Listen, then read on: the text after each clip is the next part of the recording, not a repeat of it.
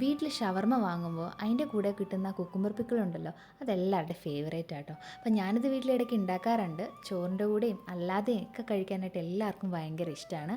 അപ്പോൾ ഓർത്ത് വന്ന് അതിൻ്റെ റെസിപ്പി ഷെയർ ചെയ്യാമെന്ന്.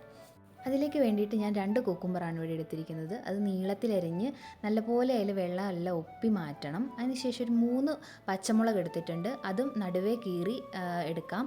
അതുപോലെ തന്നെ ഒരു 6 അല്ലി വെളുത്തുള്ളി ഇതിനകത്ത് എടുത്തിട്ടുണ്ട്. അതിലും നല്ലപോലെ വെള്ളം എല്ലാം ഒപ്പിക്കളഞ്ഞിട്ട് വേണം നമ്മൾ ഭരണിയിലേക്ക് ഇട്ട് വെക്കാനായിട്ട്, അല്ലെങ്കിൽ അത് പെട്ടെന്ന് പൂത്തു പോകാനുള്ള ചാൻസ് ഉണ്ട്. പിന്നെ ഇതിലേക്ക് ആവശ്യമുള്ള വെള്ളം നമുക്ക് തിളപ്പിക്കാനായിട്ട് വെക്കാം. അതിലേക്കൊരു 3 ടേബിൾ സ്പൂൺ ഉപ്പും കൂടി ഇട്ടിട്ട് അത് നല്ലപോലെ ഒന്ന് തിളച്ച് നമുക്ക് ആറാനായിട്ട് വെക്കാം.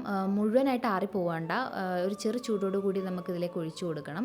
അപ്പോൾ അരിഞ്ഞു വെച്ച എല്ലാ കഷ്ണങ്ങളും നമുക്കൊരു ഭരണിയിലേക്കോ ഒരു ജാറിലേക്കോ ഗ്ലാസ് ജാറിലേക്കോ ഇട്ട് കൊടുക്കാം.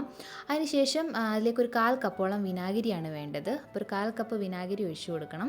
അതിനുശേഷം നമ്മൾ എടുത്തു വെച്ച ആറിയ വെള്ളം അതിലേക്ക് ഒഴിച്ച് നിരപ്പി ഒഴിച്ചതിന് ശേഷം നമുക്ക് അടച്ചൊരു 3 ദിവസത്തിന് ശേഷം എടുക്കുകയാണെങ്കിൽ നല്ല ടേസ്റ്റായിട്ട്, നല്ല ഉപ്പും എരിവും പുളിയും എല്ലാം കൂടി ആയിട്ട് നല്ല ടേസ്റ്റ് ആയിരിക്കും കേട്ടോ.